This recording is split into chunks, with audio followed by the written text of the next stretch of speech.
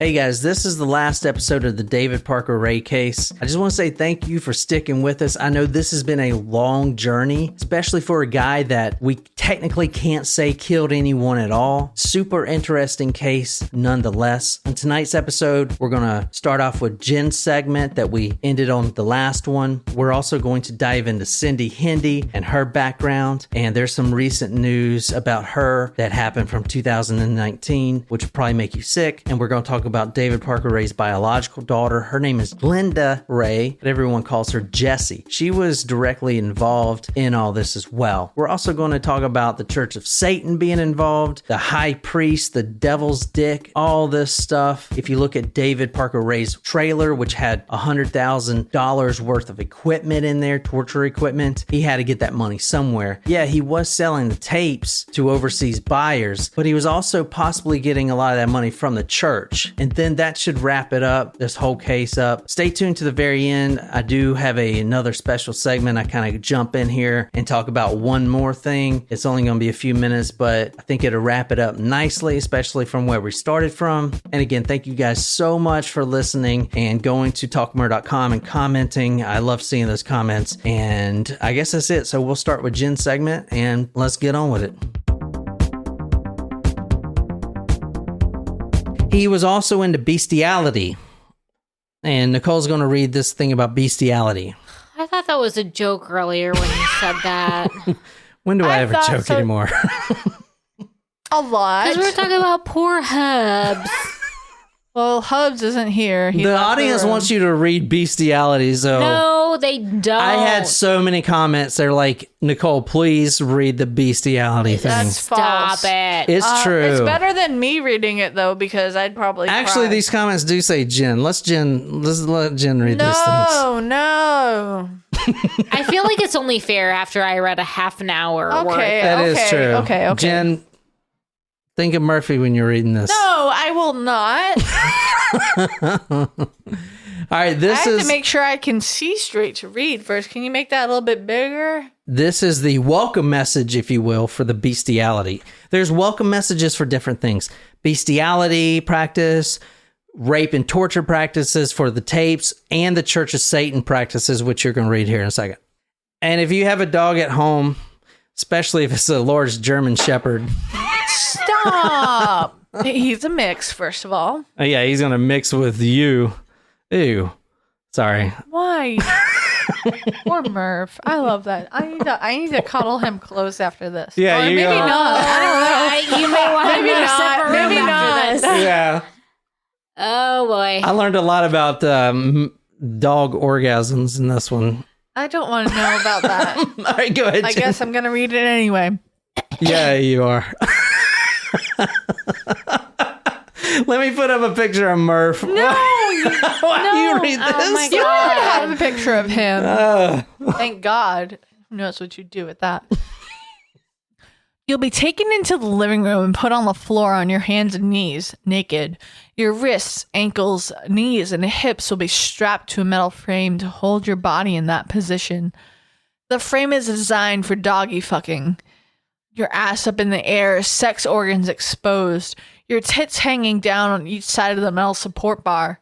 Knees spread about 12 inches, positioned similar to that of a bitch dog in heat, right in the middle of the floor, so we can sit on the couch and chairs and watch. So he says we right there, too. Keep that in mind. There's a lot of people involved in this, That's not gross. just him. Just read through it fast, Jen. Read fast. I'm going to make some dog noises. No. Stop it. I'm going to rub Canine Breeder's musk on your back, the back of your neck, and on your sex organs. Now, I have 3 dogs, all of them males, because I don't need any fucking pups. One of them is a very large German Shepherd that's always horny, and he loves it when I bring him in the house to fuck a woman. After I let him in the house, he'll sniff around you a little bit, and within a minute, he'll be mounting you. Oh, Jesus Christ. No! Stop. That was fucked. Poor Murph. There's about a 50-50 chance which hole he'll get his penis into, but it doesn't seem to bother him whether it's the pussy or the asshole. His penis is pretty thin. It goes in easy, but it's about 10 inches long. And when he gets completely 10 excited, inches long? it gets a hell of a knot right in the middle of it.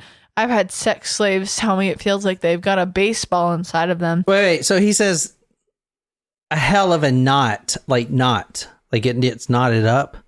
I don't know. I've never Can we fucked keep a dog. going, please? Jesus Because Christ. if a dog, No, no. I'm not saying I'm not doing this to be funny, but when a male dog has sex with a female dog, sometimes he'll get stuck inside of her. Didn't know that. Didn't know Sorry. that. That's why I'm.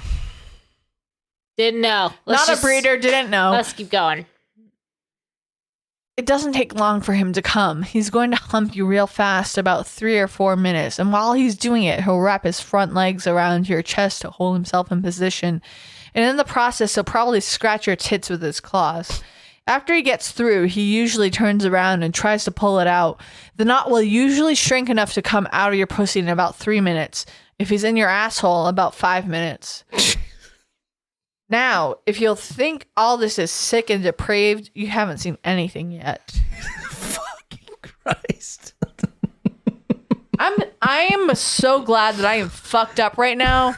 If I was sober, I would not have gotten through that. But like, I'm in a totally different mind space that didn't like. Yeah. I don't want to say it didn't bother me. It bothered me, but like not to the point where it would if I was sober. It's not to the point where you got to go home and look at Murphy in any different. Stop it. All right, we're done. I need to hug my dog and remind myself that he is fixed, and that's not going to happen. Okay, this is pretty terrible. Let's talk about Cindy Hendy because she's not any worse. At this point, I'm just trying to focus on the Chipotle. We're getting Chipotle? Or the whatever food I will be Taco trying Bell. to consume. Cindy Hendy, she moved to New Mexico in 1997. In 1996, she applied for Social Security benefits, and on that form, she was labeled, quote, below normal intelligence, end quote. She was 37 when she met Ray, who was, take a guess how old? 57. Damn, yeah, right on there. 20 Whoa. years her elder. 37, she meets Ray at 57. She grew up in Washington State. She was one of 3 children. She actually fled the law in 1997, and she moved in with her boyfriend, John Youngblood, and they moved to Truth or Consequences. He would beat the shit out of her all the time, and she kind of, I was going to say it, she kind of liked it. She says that she has manic depression, end quote. And she wrote this to the judge, and she That's spelled like bipolar back then. She spelled manic, M-A-N-I-K. It's like she's writing this to the judge, and she says, "You need to get that spell check, girl." I tend to go off for no reason, end quote. I drink too much alcohol, which this is all misspelling. I drink too much alcohol. That's why I'm on medications. Very, very sorry. Please believe me, Judge Fitch, Cynthia L. Hendy. So she'll admit this. She loved rubbed sex. She loved rough sex. She loved it so much, and she liked the torture stuff, that she went to a doctor and has her, quote, inside and outside lips of her vagina removed. What? So rough sex would feel better, end quote. What? That doesn't even make any sense. Does it make sense to you, I guess Nicole? they get in the way. You just take them out, now it's just a hole, black hole, super massive black hole. Thank you, Muse, but no, thank you. I'm all set with that. No. Anyone to go and get their vagina lips taken out. I don't know that was a thing. Why are you going to spend that unnecessary money?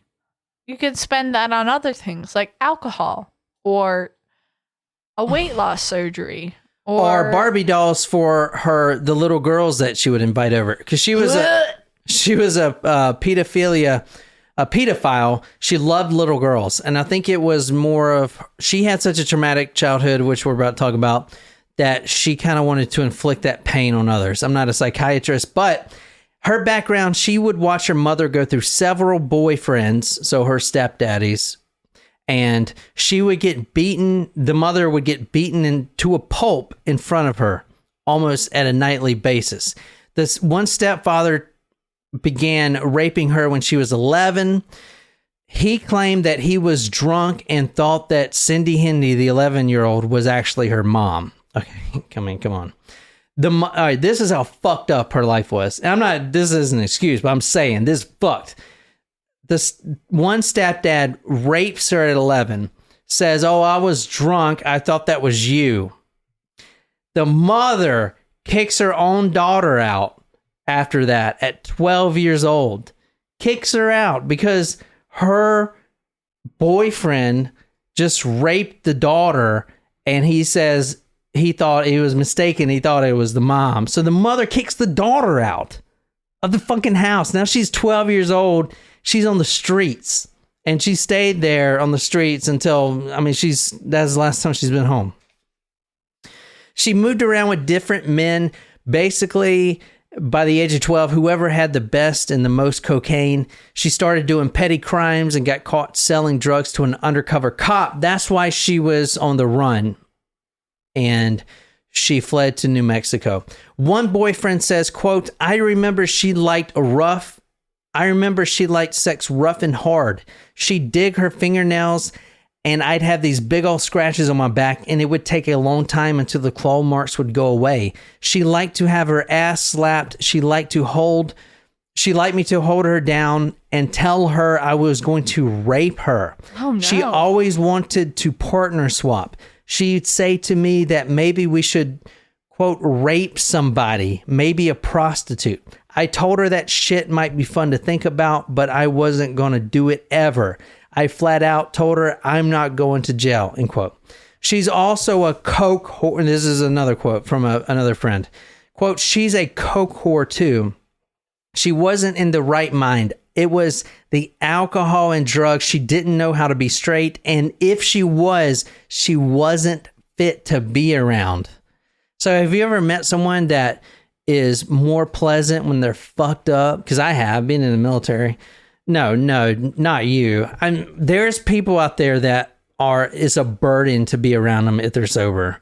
Oh yeah, I definitely have met those people, but I also do not associate with them outside of the scenarios that I like need to associate with them. So I don't know what they're like fucked up, but they are terrible to associate with sober.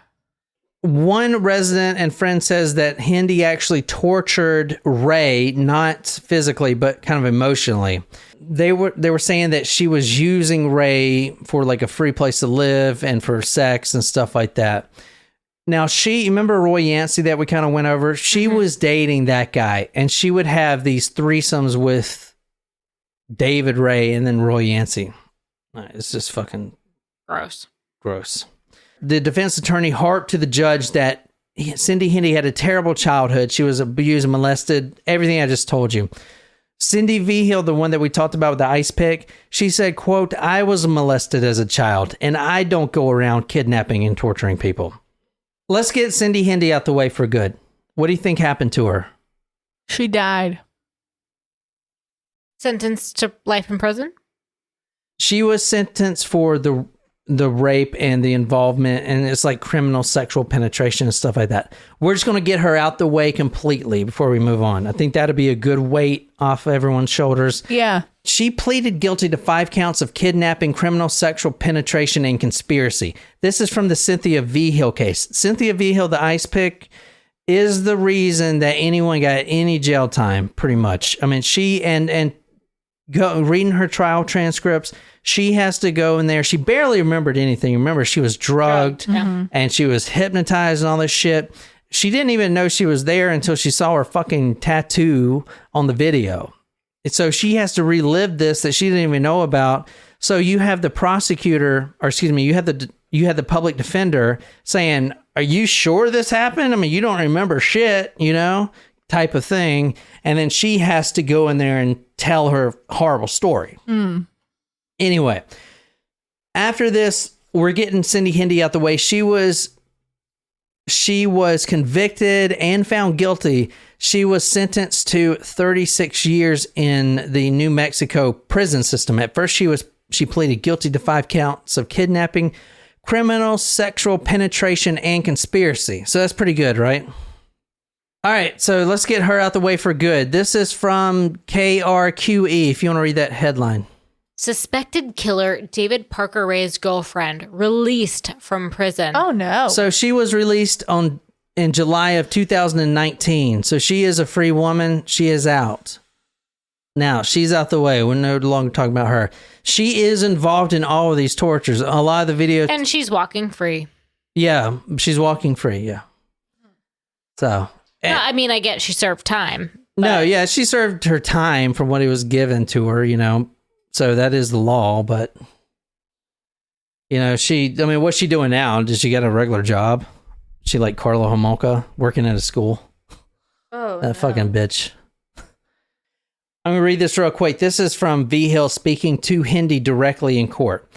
Fighting back a wave of tears. And all this stuff I'm reading, guys, again, is from that book, Slow Death by James Fielder. Fighting back a wave of tears, V. Hill urged the judge to give Hindi the maximum sentence. Then she turned one last time to the woman who laughed at her while she was being tortured.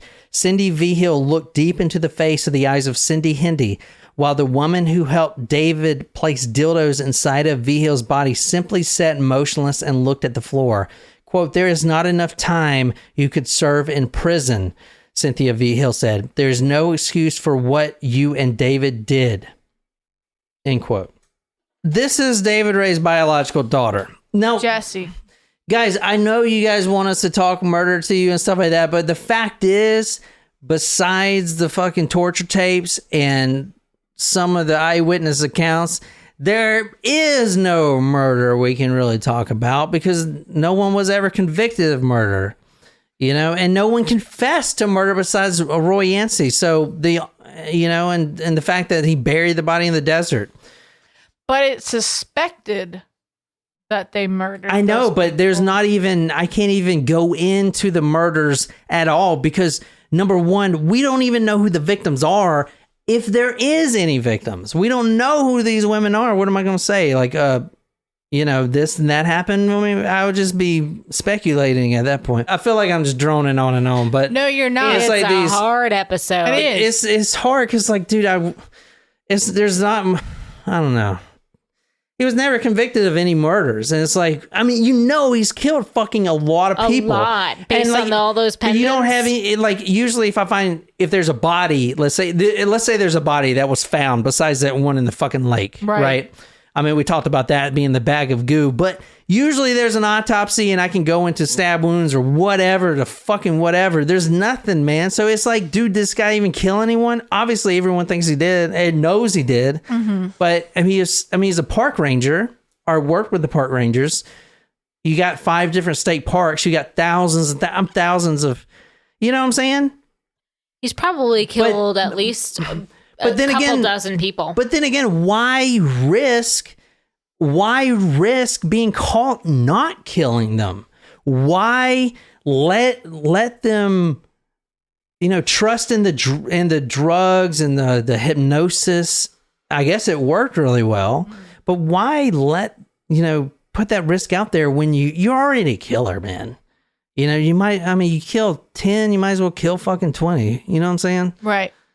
I mean, these women are all fucked up. Cynthia V. Hill, I will go into if you want me to later, but she had a psychiatrist and this classic PTSD, can't sleep, can't get a job, has anxiety, doesn't want to even have intercourse with her husband now, like all the PTSD signs. I don't know. This right here, who you're looking at, is the very ugly man. This is what she's been called. This is Ray. They kind of look alike, actually. Yeah, they do. This is David Parker Ray's biological daughter. Jesse. Jesse. Her actual name is Glenda Ray, but she goes by Jesse. She was convicted of the kidnap and torture of Kelly Van Cleve in the summer of 1996. Now, Kelly Van Cleve, as you're going to hear me talk about Kelly Van Cleve. She also goes by another name now that she's married, and that name is Kelly Garrett. So if I interswap them, that's because of that. This is the daughter, the biological daughter. They look just alike to me. Fucking, this is the woman that will bring a victim, a drunk victim that's almost about to be passed out anyway. Throw him on the back of her Harley Davidson and drive him to her dad's house. Her and her dad would go into the back room, talk a little bit, and then come out with a knife and strip down the victim. She was a very popular drug dealer, coke, meth, marijuana. She was also a good pool player. She also has a 7-year-old daughter named Kayla. This is the daughter. This is the daughter of David Ray. We don't have a photo of her daughter. She has a daughter named Kayla.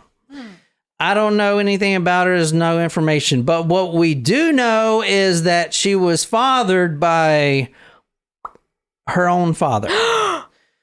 Wait, what? Did you just say she was fathered by Jesse's father? So David Ray is the biological father. So David Ray has 2 daughters. One is his daughter, and the other one is his granddaughter. Daughter, yeah. His daughter. Yeah. Oh That's my God. I want to throw up. Yeah, I literally want to throw up right now. Honestly, I kept on thinking about the letter that I had to read last week. It's truth or consequences. It made me want to throw up. The whole dog thing made me want to throw up. This also makes me want to throw up. This is the most barf-worthy case we've ever done. Yeah, I would have to say that last week's letter I kind of tuned out because it was very hard to listen to. During the first part of this episode, actually most of it, I've been fucked up, so I haven't. But like right now, I literally feel like I want to throw up. Hopefully you don't remember this part later, Jen, while we're watching Elvin eating burritos. Pasta. Pasta. Or burritos. Whatever. Carbohydrates. Yes. Okay. Bagels. Bagels. Guys, I'm so sorry. I forgot to preface this whole episode with we're going back to truth or consequences. And so this is normal? What do y'all expect? This is the truth and the consequences, not or. There is no either or. There is consequences of the truth, and that is what happened, and it's disgusting. You have a resident saying, "I don't think my town's full of white trash." G says, "Yay, I'm a sicko." Oh my God. I started the episode with a quote from someone saying, "I don't think my town's full of white trash." Like, what the fuck? Oh God. I just do not understand. There's like so many. What do you mean you don't understand? He fathered a daughter by his own daughter. I understand that, but there's like so many other sexual fantasies that you can live out instead of incest. Like, what? You gotta understand. What could humanly possibly make you want to have intercourse with your own offspring? It's so disgusting. Like, like I see third cousins, while not acceptable, is more acceptable than your own daughter that you fathered. Like, what the fuck is wrong with you? What about first cousins? Not okay. Einstein married his first cousin, Elsa. Don't care. Can we move on, please? And he's the smartest guy ever lived. Can we move on from the whole incest? That we know of. Move on. I'm done. I'm done. All right. Done. She lived with her dad. So she was in the rapes with her father. You guys understand? Like, this isn't. Somebody asked, and I'm not sure who asked last time. I don't know if it was on live chat or whatever, but somebody said, "Does David Parker Ray have any offspring unintentionally with these women?" Oh yeah, Jen asked that. Jen asked that? I did? Yeah, I remember that from last week. I don't remember that. Well, I do. Okay, well, so this may be one. You know what I'm saying? I don't know, because he would take turns raping these women, and the daughter was also involved. Like, she was there as well. Like, everyone was involved in this. So, you know, there you go. 7-year-old daughter Kayla. One local resident who was also a lesbian, her name was Betty. She fell in love with Glenda Ray, and she thought they were going to be a couple for a long time. They would go to Ray's trailer on the floor and have sex there on the trailer. She found out later, and she didn't know this. The daughter knew this, but the dad had hidden cameras and would watch his daughter have sex with her lover on the carpet of his trailer. I mean, this guy is terrible, right? Anyway.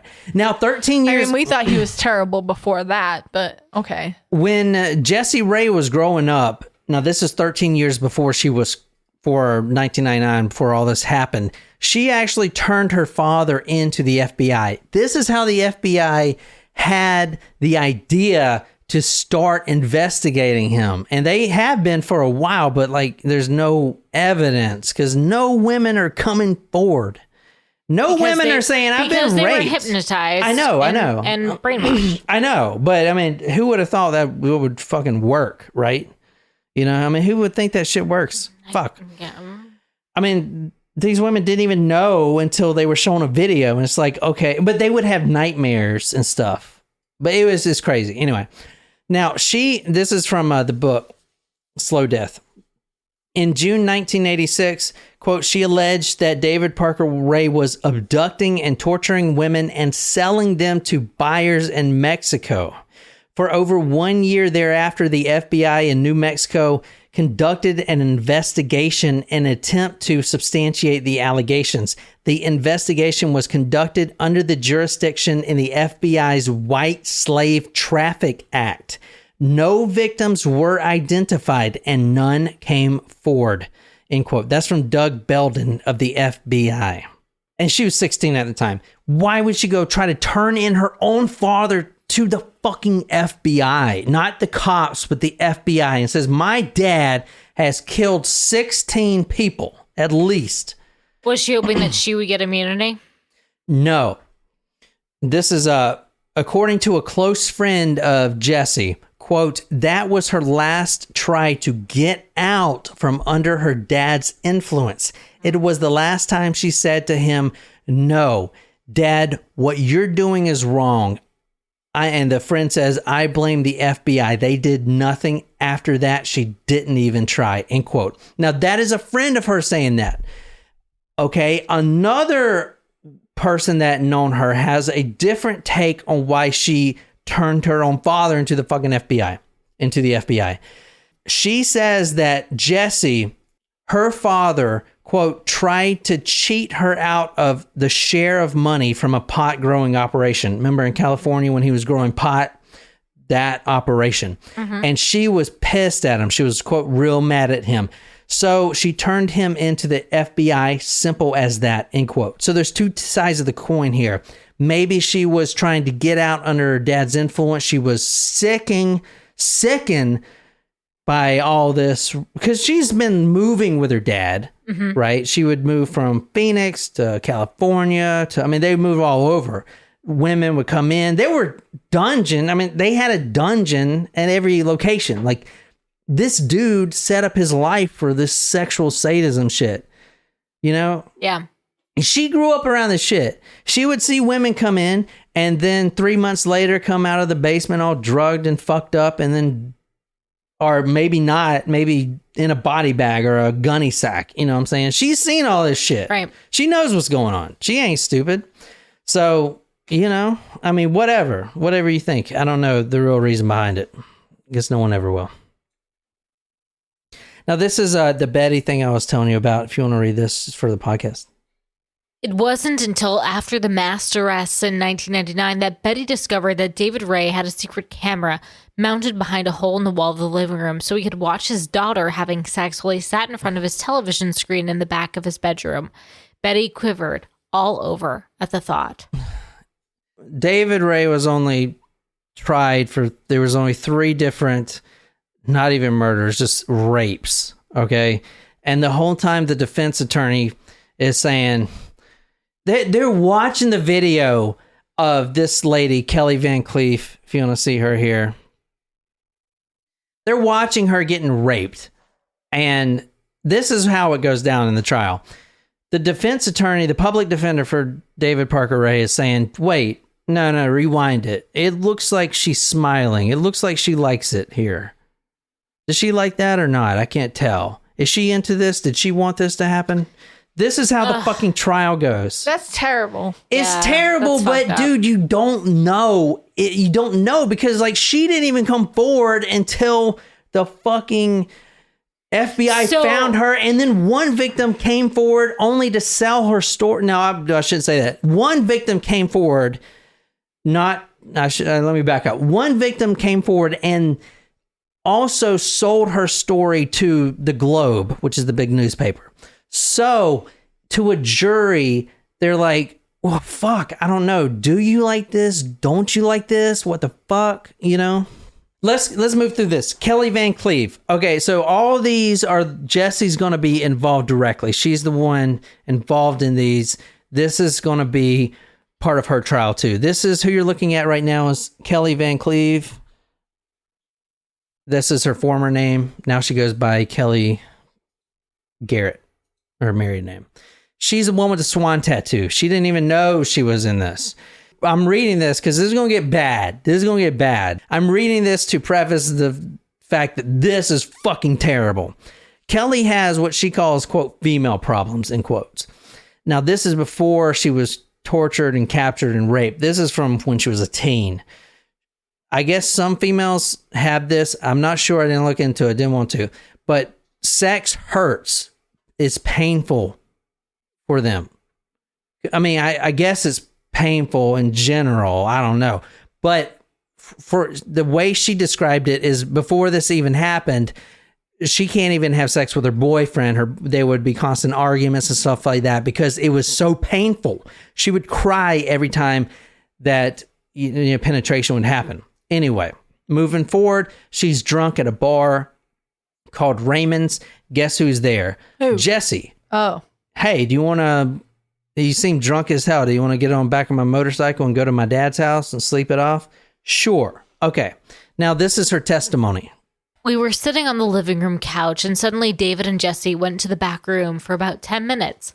When they came out, one of them put a knife to my throat. I can't remember which one. They took me outside to another trailer. I remember being tied to a bench. It was like a weight bench. I had my arms up over my head. I had my legs spread apart. Every time I moved, I thought I was going to fall off of it. Right away, he started using dildos on me. He tried to force them inside me, and they wouldn't go. They'd always part ways inside me, that's all. Dildos felt like they were the size of a can of Copenhagen stuff. Snuff. It's a chewing tobacco. Okay, can of Copenhagen stuff. It's like the size of an orange. It's like spit tobacco. Ew, gross. Gross. We used to do it all the time. Ugh. Ding. You put it like under your lip. No. Nasty. I could hear him talking, and at one time, the duct tape came off my cheek, and I leaned back and saw David. Before he could adjust it, I looked up at the walls and ceiling for a minute. He had all kinds of things on top of a medicine cabinet and the things hanging on the walls. He was putting his fingers inside me, trying to find what the dildos didn't work. It was like he was trying to play doctor. He came back to the toy box 6 different times. He tried to force the dildos inside me at least 30 different times. He would leave me tied to the table, and when he came back, he would start all over again. I kept telling him I didn't want to do it. He kept saying no, and I kept telling him I didn't want to be there. I just wanted to go home. I was trying to tell him to quit. I was crying. When he let me go, he drove over to Earl's Diamond gas station with a cup of coffee, and on the way there, he told me why I had been taken and why I was going to be released. He told me he was in some kind of satanic group, and that they'd been watching me for a long time, and they wanted me for a sex toy. He said when the dildos wouldn't go in, I'd be no use to them, so he decided to let me go. He took me to Janet Murphy's to release me, and he told the 2 of them that he found me on the beach. I was confused.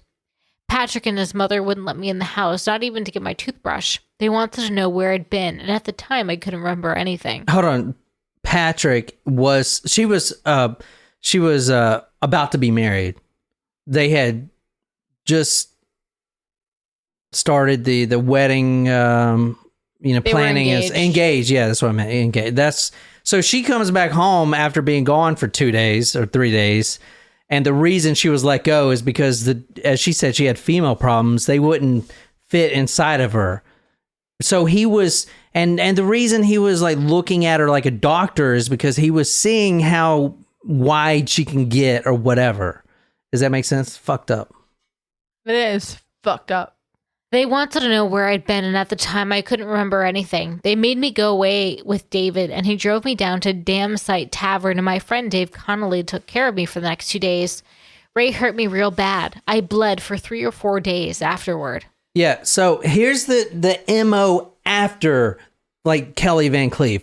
She has no idea where she's at. David had told her this, but she didn't remember until they found her, and then things started coming back up. She woke up on the beach, and there's David coming to rescue with his park ranger uniform on. Hey, what are you doing? Why are you on the beach? Are you okay? I'm going to drive you back to your boyfriend's house or whoever, your family's house or whatever. Are you sure you're okay? Okay, just trust me, come with me. So that's the MO. It's like, you know, he shows up as the good guy after she's been drugged and fucking brainwashed. You know what I'm saying? Oh, I found her on the beach type of shit.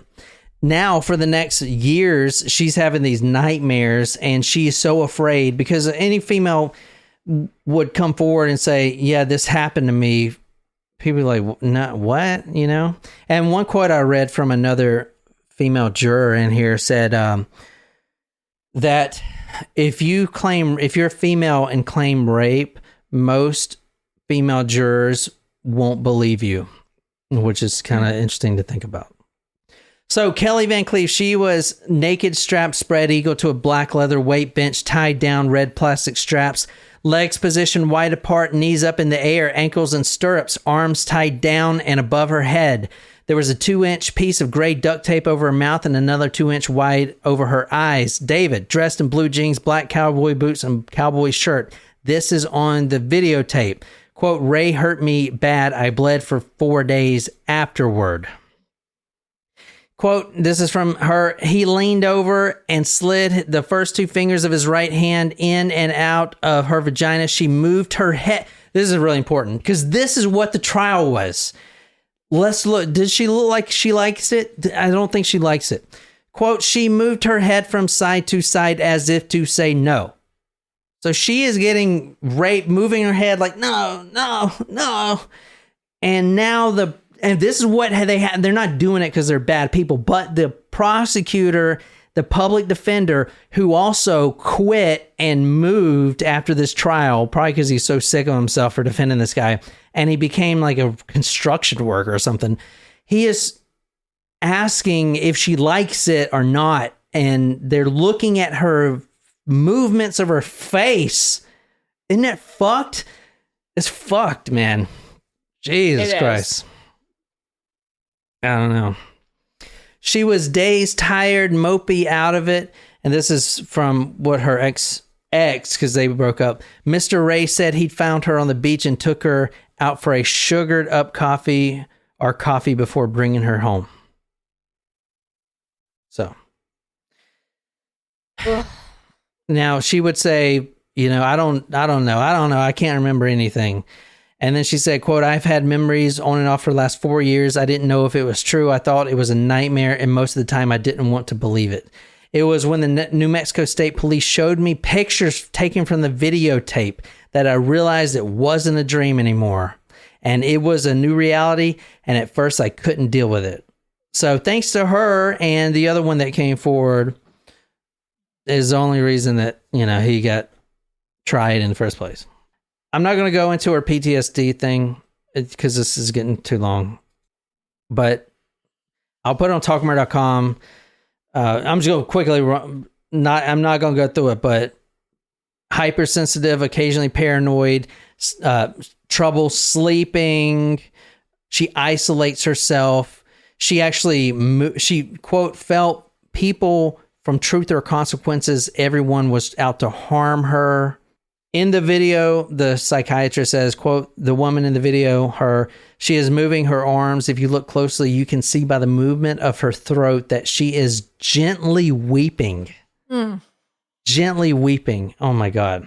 So, well, actually, the prosecutor said that. Sorry, I got my notes messed up. The prosecutor said that.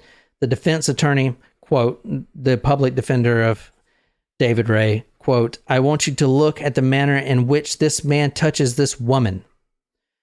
This is gentle. This is not torture. Her vulva is extended. You often see that in horses and cattle out on the ranch. What happens here? Is Kelly crying or just laughing? End quote. Ugh.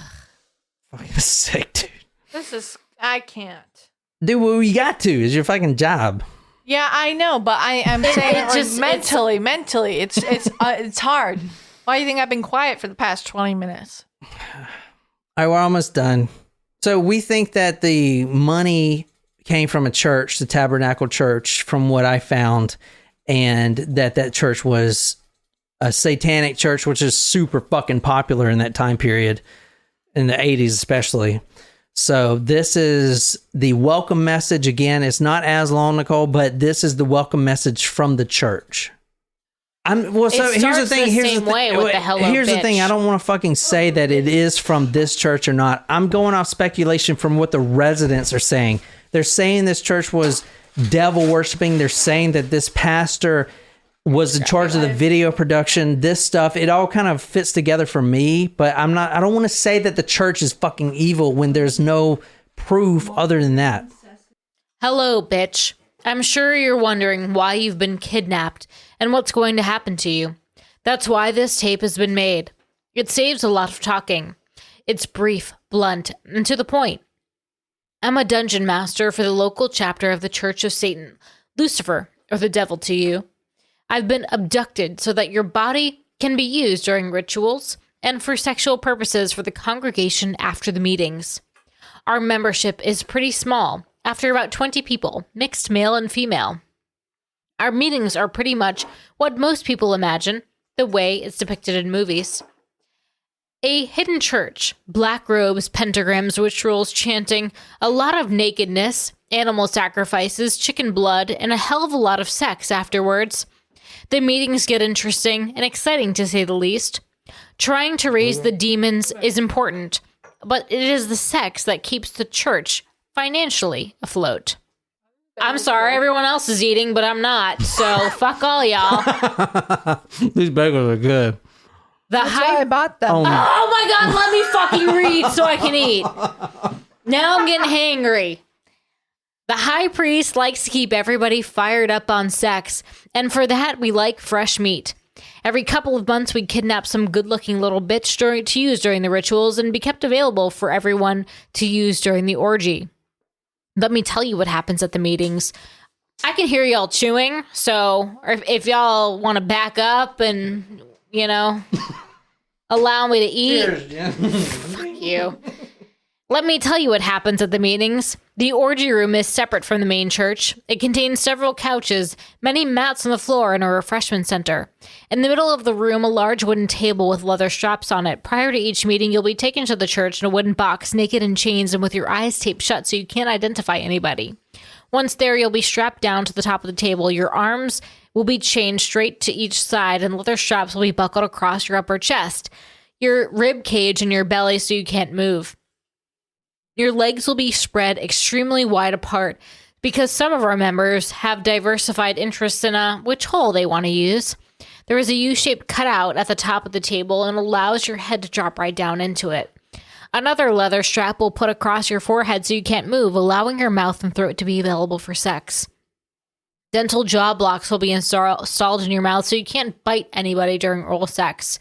When your mouth is wide open, the members will shove their dicks down your throat and hump your face until they come. After the meeting over and the church is over, everyone will move into the orgy room and take their robes off. Now everybody is fucking naked. They'll surround the table. You're definitely going to be the center of attention, especially at the first meeting when you're the new girl. Everybody is going to want you and fill you up and try you out. Anyway, the high priest will move to the bottom of the table with a large wooden box that contains the dildo. That's what we call the devil's stick. The tip is small, so it'll start the vagina easy, but the thing is tapered. It winds enormously at the base to about 3 inches thick, and the whole thing is pretty close to 12 inches long. It's a real pussy stretcher. Once it goes in, the high priest will chant, The devil fucks, the devil fucks, the devil fucks. A half a dozen people will hold your body still while the high priest forces the dicks all the way inside you. There will be a sudden blast of pain between your legs, and it's not unusual for a girl to pass out while it's being done. Next, the high priest will rape you. After he gets through, your body will be available for everybody's use. They'll take turns using you in various ways, and during the course of the evening, most of them will come back for seconds and thirds. You'll probably be raped 40 to 50 times. The next morning, everybody goes home. I'll take you back to the dungeon, wash the sperm out of your body, and clean you up. I'll give you a bath and let you build your strength so that we can do it all over again. You're going to be used for 3 or 4 meetings. By then, the captive is pretty well worn out and everyone's tired of her. Remember, your body is a property of the Church of Satan. The church is going to have you one night every 2 weeks and I've got you the rest of the time. Now the dungeon belongs to the church and it's very well equipped. They spend a ton of money building all sorts of specialized equipment, about anything I asked for. There's the trailer, right? $100,000. There you go. They even gave medical supplies to patch up girls in case the high priest tears some slut's pussy with a big dildo, but that doesn't happen every too often. One of my duties is to pre-stretch the girl's vagina so the dildo won't tear it. A few years ago, there was a certain period of time that we didn't do that. During that time, there were instances where the fellows caused so much vaginal damage that the girl hemorrhaged and sometimes didn't survive. It caused some problems within the congregation. Nobody likes watching a girl bleed to death. Well, now you know what this is all about. I don't imagine you're a virgin anyway. Virgins are pretty hard to come by. During the years in which I've been the dungeon master, the variety we sometimes snatch are pretty young girls, 13, 14 years old. And even with that, we've only had 2 virgins. Well, so much for that. You know how you're going to serve the church. Now let's talk about how you're going to serve me. It is within my power to make you stay in the dungeon reasonably easy or a living hell. There are going to be some rules, whether you like them or not. You will learn to obey them. You're going to find that I don't have any patience at all with pretty little girls, and forget that we sometimes make mistakes. Crying is acceptable as long as you're not too loud about it. Most of the time, I expect you to keep your mouth shut. You need to tell me, however, when you need to use the restroom, because if you're going to make a mess, whether it be piss or crap, you're going to be forced to lick it up. Don't bite. There are no second chances. If you bite, I cut. As far as kicking goes, I don't really have a set punishment for that. If you should hurt me with your feet, the punishment shall be whatever I decide. That's not fair, but that's life. When the church is done with you, the high priest will advise me when you are going to be released, and I will initiate a process that will take about 2 days. You're going to be injected with a combination of drugs and then brainwashed until you don't remember the church, me, this place, or any fucking thing that's happened to you. After the hypnosis has taken effect, you'll be taken somewhere near some town and turned loose. Everything will heal up in 2 to 3 weeks, so it will probably just take a little longer for your vagina to shrink back to normal size, and that too will come to pass. Now, this is the beginning of a very trying ordeal for you. This experience is going to be very traumatic. The nights in which you are taken to the church are going to be the worst by far. Each time you're going to experience about 10 hours of pure hell. Satan is a harsh taskmaster. All right, let's finish. Let's finish this up. I think I'm done. I mean, I'm skipping a lot, but that's probably a good thing. So what do we got here? Cindy Hendy was released 3 years ago. I don't know what she's doing. Probably changed her name. Maybe she's doing the same shit she was doing, probably. Let's hope not. David Parker Ray, what do you think happened to him? Life in prison. But he died. Because he would be almost 100 now. What? No. He would be 90. 1939? That's... Warren Buffett was born in 1930. Okay. You think everyone that hits 90 just dies? No, but I think that this guy died. He doesn't deserve to live, for sure. He goes to the full trial, and the trial was terrible. Obviously, I was going back and forth. It was a bunch of... You can't really try anyone for this. It's got to be a super hard case to try. Anyway, he was found guilty, though. And he was sentenced, not to life, but he was sentenced to... I have it written down. He was sentenced in 2001 to 224 years in prison. Wow. But, however, he On May 28th, 2002, he was taken, so 1 year after, he was taken to the hospital and he died of a heart attack. So he died. He's Good. dead. He's dead. He's dead. He's dead. Cindy Hendy's out. David Ray died. There's a bunch of victims that will never be found. Well, that's terrible. As someone mentioned earlier, no one really covers this case. I think I'm the first podcast to ever cover this.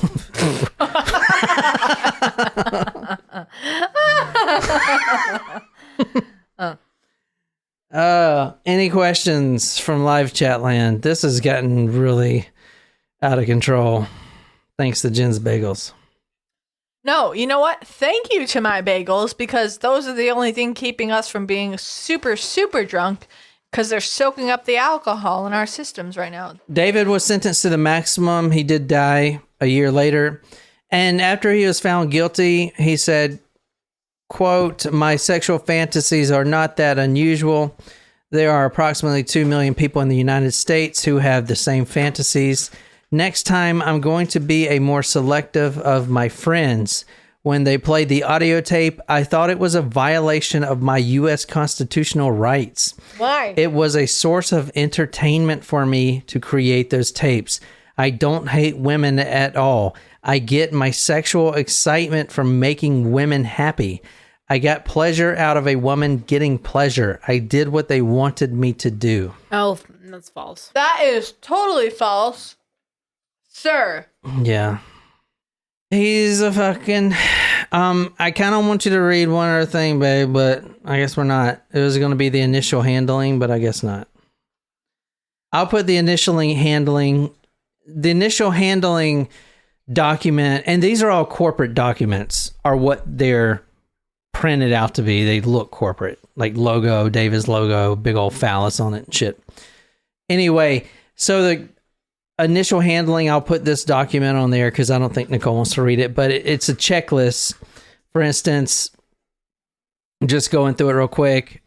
Number 1, the new female captive should be gagged, blindfolded, with wrist and ankles chained.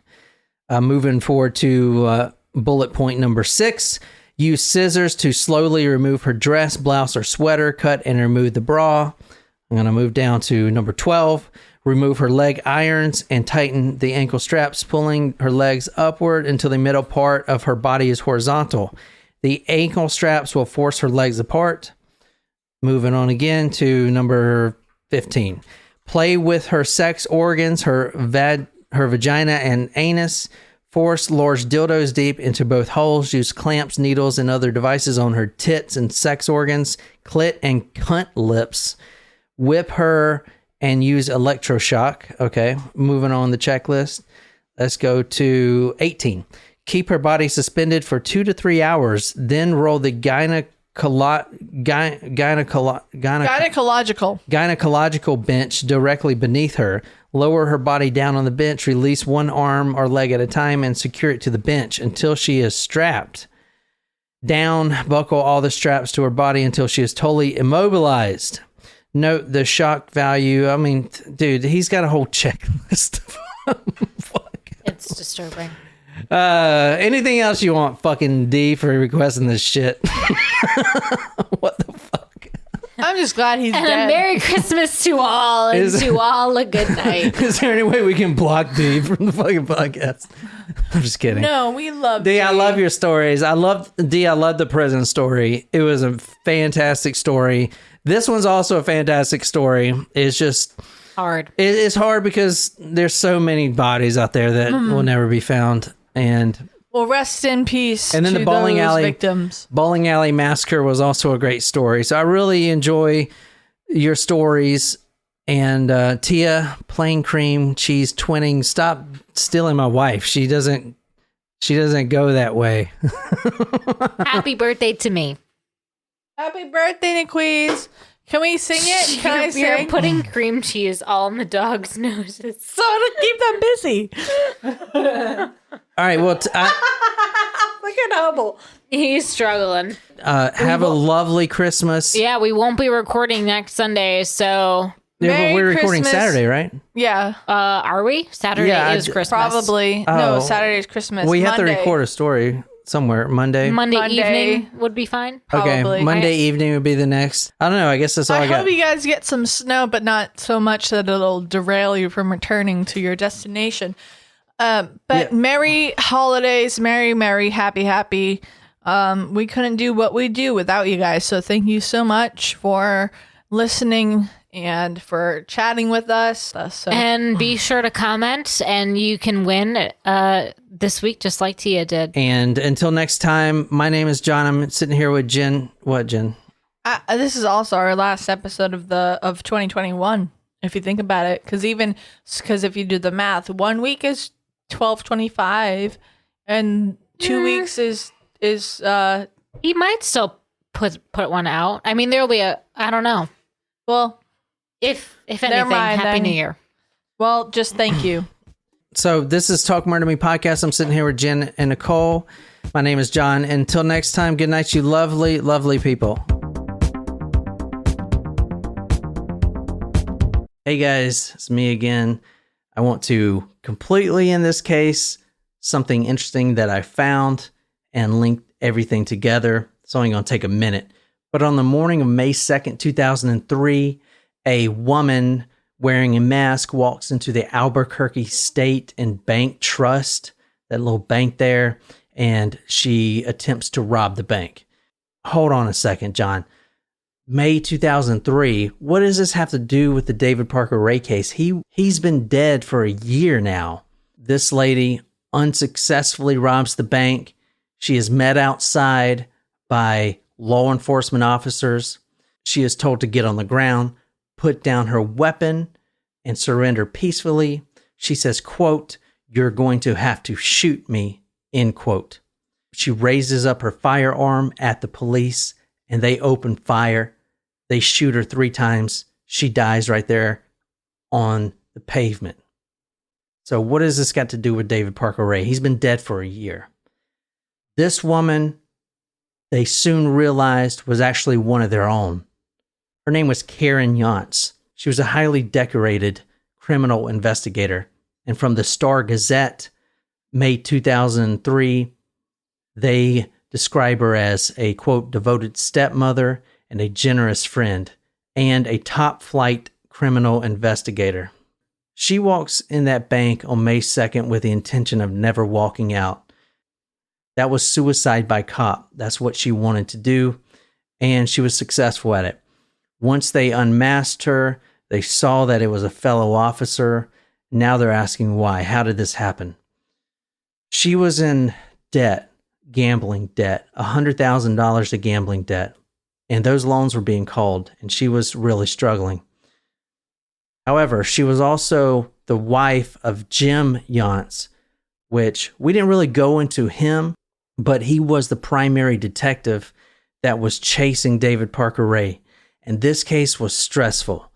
To take a suspected serial killer of up to 60 or possibly even more women and girls and have no evidence, and then have the judge throw out half of the torture tapes, and the daunting realization that this guy may walk free, that puts a lot of stress on a family. Now, I'm not saying that David Parker Ray had anything to do with this directly, but you remember we started with Patricia Rust, the FBI, who committed suicide after spending 5 days in David Parker Ray's toy box. That stress eats up at you. Now, I don't think Patricia Rust knew that she was going to kill herself. When she walked into that toy box the first day, she had no idea that she would be dead in 5 days. But the stress, the horrific scenes that she witnessed drove her to that. So I just kind of wanted to end it there. No matter what your view on law enforcement, military, EMTs, or whatever, you got to remember that these guys, the stress that they face is unreal sometimes. Patricia Rust, for example, FBI agent, Quantico trained, expert in her field. I mean, you got to be somebody special to be in the FBI. And she walks into David's toy box day one to do her job. She had no idea that she was going to kill herself in 5 days. No idea. So whatever happened in that 5 days happened inside of her brain. It happened with her thinking, and it happened extremely quickly, to the point where most people would think it's irrational. Why would she do that? The fact is that even today, we don't really understand how the brain works. We can't actually answer that question. But we do know that stressors in your life, especially now, man, around December, Christmas, this is when the stress really comes out. The new year, you need to really take a look and make sure that your mental health state is good, and you need to change things that need to be changed in your life. I'm just saying, man, I've been there as a combat veteran. Like stories like these, they really get to me because I know how quickly that a mental state can decline. I don't know. I just wanted to say that. But also, man, thank you guys so much for listening. I'm trying to make this a full-time thing for me, at least. That's why we're doing these little episodes, more in depth, an hour each. But I want to kind of do it at least 3 or 4 times a week, put out episodes, because this is what I do, is what I love. And I love you guys. And thank you so much for all the support. Could not do it without you. Would not want to do it without you. You know what? Happy holidays, everyone. Merry Christmas. And thank you guys so much for listening.